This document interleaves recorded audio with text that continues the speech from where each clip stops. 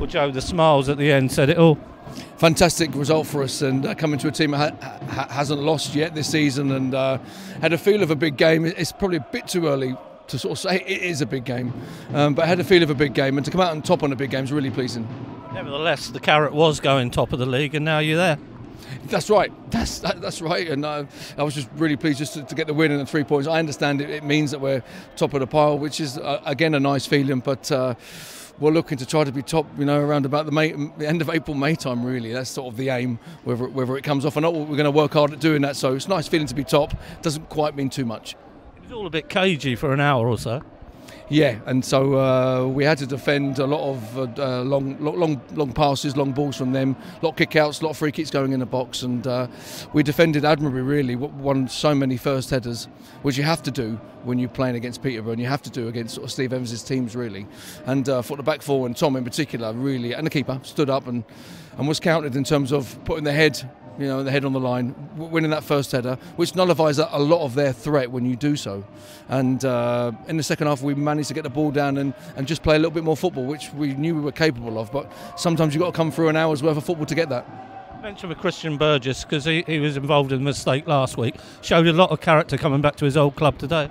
He did, yeah. There was absolutely no mistakes from himself today. I thought it was a really good performance from him. Again, won a numerous amount of headers, defended stoutly all the time, and distributed very well. So I'm very pleased for him. He had a good game last week.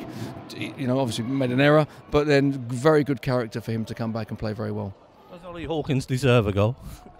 I think he does. I think that when you're the number 9, you feel the weight on your shoulders a little bit goal-wise. His performances have been very good, and his performances have meant that Jamal Lowe, Ronan Curtis and Gareth have scored, as he's bringing them into play so much, winning little flick-ons, holding the ball up, setting it back, and turning and releasing players who are advanced of him. But of course, he still needs to be that feeling of scoring. He will need that, and finally got that today. So very, very pleased for him. Will that take weight off his shoulders? It certainly will from himself, because it doesn't. Of course, it matters when people say you're playing well, you're doing a job for the team, you're helping us win some games. He'll feel it as a number 9 that the ball's got to hit the net at some stage, and thankfully for him, it went in today. Very good header from him. An inevitability that Jamal Lowe or Curtis would score, but Jamal Lowe got it. Well, yeah. Well, once we got the first one, you could sense some real belief and confidence then forming. And for 5 or 10 minutes between Jamal, between Kurt, Ronan and Ollie, it just felt that there could be another goal coming. So I think there was a combination of all three, probably alongside Gareth Evans, that produced the second goal. But you've got to say it was a great moment when the ball hit the net, as there was quite a good, decent and sustained build-up around that goal. So we're very pleased. We needed 2 goals, as we knew in the end. So we're very pleased that Jamal's got on the score sheet, but Ollie in particular. We sensed you missed Ronan Curtis last week. It showed today.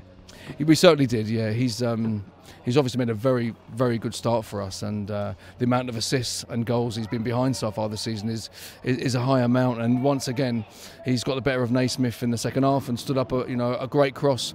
What can I say? He's a bit of a force of nature. I've described him, and he is a bit like that. He's very infectious.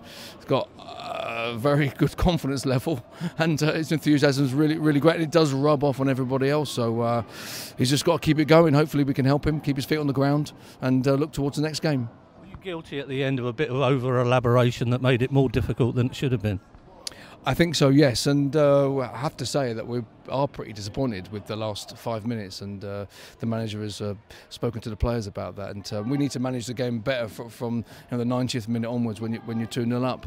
I did think we had clear possession of the ball around the final third, and I understand fans don't necessarily want to hear this, but I was hoping they would take it towards the corner flag, because really the game is done by this stage at 2-0, and we don't necessarily need to score another goal, and but we didn't quite do that. We were a little bit too intricate, tried to go through and score the third one, and ended up coming up stuck on a counter attack, and we're going to need to improve that for sure. We're a bit open as well. At the moment we lost possession, and there was no need for us to be open.